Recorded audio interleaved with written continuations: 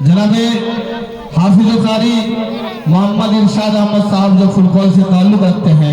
कुरान करीम की तिलावत से उन्होंने इस मजलिस का आगाज और इफ्तिताह किया।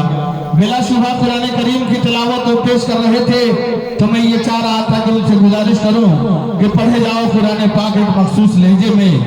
पढ़े जाओ कुरान पाक एक मखसूस लहजे में, सफाई होती जाए कल्ब की हर एक लम्हे में। इसलिए कि दोस्तों कि सब किताबों से भला कुरान है और ये हमारा दीन है, ईमान है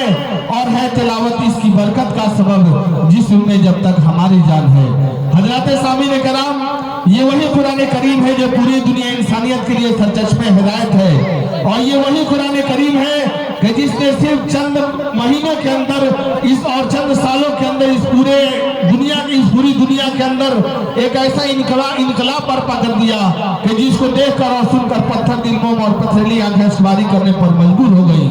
ये वही कुरान करीम है जिसकी आयतों को सुनकर के हज़रत उमर रज़ी अल्लाह तआला अन्हु को ईमान लाने पर मजबूर होना पड़ा। लेकिन अफसोस की बात यह है और हम तमाम लोगों के लिए लम्हे फिक्रिया की बात यह है कि वो कुरान करीम जिसका देखना इबादत, वो कुरान करीम जिसका सुनना इबादत और जिसका सुनाना इबादत, जिसका पढ़ना और पढ़ाना इबादत, जिसके बारे में ये कहा गया कि खैरुकुम मन तअल्लमल कुरान व अल्लमा, कि तुम में सबसे बेहतर वह है जो कुरान करीम की तालीम को सीखे और उसको सिखलाए। और आज हम और आप ये देखते हैं और जानते हैं कि उसी कुरान करीम को जिसकी हिफाजत की जिम्मेदारी अल्लाह रब्बुल इज्जत ने ली और उन्होंने फरमाया कि इन्ना नहनु नज़्ज़लना ज़िक्र व इन्ना लहु लहाफ़िज़ून, ये कुरान करीम को हम ही ने नाजिल किया है और हम इसकी हिफाजत फरमाएंगे। इसलिए दोस्तों आज अक्सर और बेशतर स्टेज से हमारे और आपके कानों तक ये आवाज पहुंचाई जाती है और आपको बेदार करने की कोशिश की जाती है कि जिस तरीके से हम और आप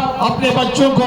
दीनी तालीम को छोड़ करके दुनियावी तालीम की तरफ गामजन कर रहे हैं, उसी एतबार से हम तमाम लोगों को ये कोशिश करनी चाहिए कि हमारे बच्चे उस तालीम से भी मुनाफिक हों और उस रास्ते पर भी जाएं कि कुरान करीम की तालीम को वो सीख सके और कम से कम हमारे बच्चे हाफिज कुरान का रास्ता और पैरास्ता हो सके।